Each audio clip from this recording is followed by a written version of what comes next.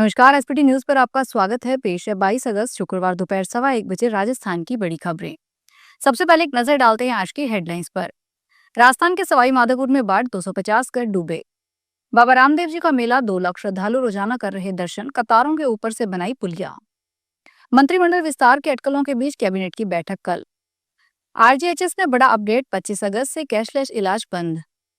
राजस्थान में सरस घी हुआ महंगा, 1 लीटर पैक पर 20 रुपए की बढ़ोतरी। और अब खबरें विस्तार से सुनिए।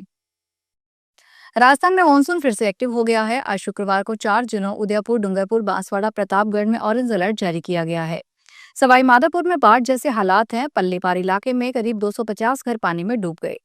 उधर गुजरात के पोरबंदर जिले में बारिश के बाद माधोपुर घेड़ इलाके में जलभराव हो गया। दूध का टैंकर बह गया, उसमें फंसे 13 लोगों को टीम ने बचाया गया।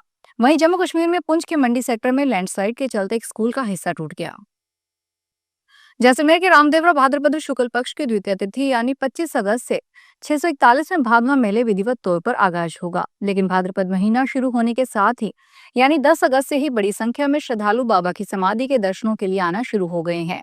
अभी रोजाना 2 लाख श्रद्धालु बाबा के दर्शन कर रहे हैं। समाधि समिति की माने तो 7 सितंबर तक चलने वाले मेले में करीब 60 लाख लोगों के आने की उम्मीद है। राजस्थान की भजनलाल सरकार की कैबिनेट बैठक कल 23 अगस्त को शनिवार को होने जा रही है। यह बैठक दोपहर 2 बजे मुख्यमंत्री कार्यालय में होगी। इस बैठक में विधानसभा के आगामी सत्र को लेकर चर्चा होने की संभावना है, जो 1 सितंबर से शुरू होने जा रहा है। इसी के तहत माना जा रहा है कि सत्र के दौरान पेश किए जाने वाले विधेयक पर कैबिनेट मोहर लगा सकती है। इसके अलावा इस बैठक को मंत्रिमंडल विस्तार से भी जोड़कर देखा जा रहा है। Rajasthan alliance of all hospital association ने राजस्थान गवर्नमेंट हेल्थ स्कीम के अंतर्गत 25 अगस्त से कैशलेस उपचार सेवाओं के बहिष्कार की घोषणा की है। एसोसिएशन से प्रदेश के करीब 700 निजी अस्पताल और 4200 दवा विक्रेता जुड़े हुए हैं।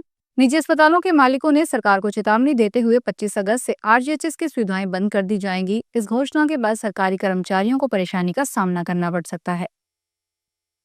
राजस्थान में सरस घी महंगा हो गया है। त्योहार सीजन में घी की संभावित बढ़ती मांग को देखते हुए राजस्थान कोऑपरेटिव डेयरी फेडरेशन प्रबंधन ने घी के दामों में 20 रुपए के प्रति लीटर तक की बढ़ोतरी की है। इस बढ़ोतरी के बाद शुक्रवार से राजस्थान में सामान्य सरस घी का 1 लीटर का पैक 588 रुपए एमआरपी पर मिलेगा। यानी डेयरी बूथ या दूसरी शॉप एजेंसी पर सरस घी अधिकतम 568 की जगह 588 रुपए में मिलेगा। इसी तरह गाय के घी में बढ़ोतरी के बाद से अब यह 588 की जगह 608 रुपए में मिलेगा। डोनाल्ड ट्रंप ने जब से अमेरिका के राष्ट्रपति पद की कमान संभाली है, तब से वह लगातार अवैध प्रवासी के खिलाफ एक्शन ले रहे हैं। इस बीच अमेरिकी प्रशासन ने एक बड़ा फैसला लिया है। दरअसल अमेरिका के सभी विदेशी ट्रक ड्राइवरों के लिए वीजा जारी करना तुरंत बंद कर दिया है।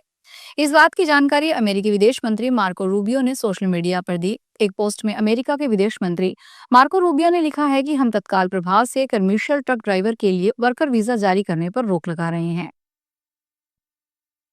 हरियाणा के यात्रियों को राजस्थान का सफर करने के लिए अब अपनी जेबें ज्यादा ढीली करनी पड़ रही है। इसकी वजह है कि राजस्थान परिवहन निगम की ओर से किराए में 10% से ज्यादा की बढ़ोतरी की गई है। यह सभी प्रमुख बस कैटेगरी जैसे साधारण, express, semi deluxe, deluxe, AC और सुपर लग्जरी बसों में प्रति किलोमीटर की दर से लागू की गई है।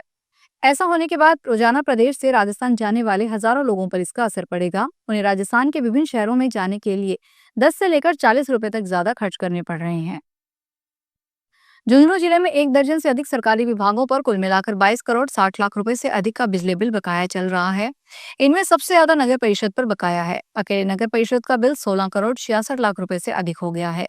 इसके अलावा जलदाय विभाग पर 5 करोड़ रुपए, पुलिस विभाग पर लगभग 8 लाख 14 हजार रुपए और प्रशासनिक कार्यालयों पर 19 लाख 45 हजार रुपए बकाया है। सबसे चौंकाने वाली बात यह है कि मिनी सचिवालय, जहां जिला कलेक्टर बैठते हैं, वहां भी करीब 19 लाख रुपए का बिजली बिल बकाया है। यूपीआई को नियंत्रित करने वाली संस्था एनपीसीआई जल्द ही बड़ा बदलाव करने वाली है। मीडिया रिपोर्ट्स की माने तो एनपीसीआई द्वारा जल्द यूपीआई में 3.0 की शुरुआत की जाएगी। इसका उद्देश्य यूजर के अनुभव को बेहतर बनाना है। यूपीआई 3.0 के तहत एलओटी का उपयोग किया जाएगा। एलओटी का अर्थ है कि आपके घर में मौजूद सभी स्मार्ट डिवाइस पेमेंट के लिए योग्य बन जाएंगे। अब आपके पेमेंट के लिए स्मार्टफोन की आवश्यकता नहीं होगी। इस नए फीचर के तहत आपको यूपीआई ऑटो पे और यूपीआई सर्कल का भी ऑप्शन मिलेगा।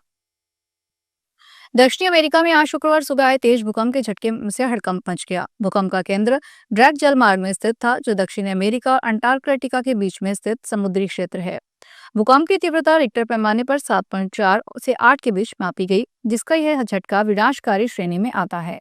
भूकंप के तुरंत बाद क्षेत्रीय आपदा प्रबंधन एजेंसियों ने तटीय इलाकों के लिए सुनामी की चेतावनी जारी कर दी। पंजाब के मशहूर कॉमेडियन डॉक्टर जसविंदर भल्ला का लंबी बीमारी के चलते शुक्रवार को निधन हो गया। उनका अंतिम संस्कार 23 अगस्त को मोहाली में होगा। बता दें कि जसविंदर भल्ला कई पंजाबी फिल्मों में काम कर चुके हैं।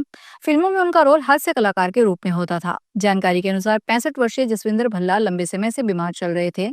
आज सुबह मोहाली के फोर्टिस अस्पताल में उनका देहांत हुआ। अलवर जिले में बांडुपोल का मेला 26 अगस्त को भरेगा। इस कारण जिला प्रशासन ने स्थानीय अवकाश के तहत 26 अगस्त का अवकाश घोषित कर दिया। इस संबंध में आदेश भी जारी किए जा चुके हैं। इसके चलते सभी सरकारी व निजी स्कूलों, कॉलेज व सरकारी दफ्तरों में अवकाश रहेगा।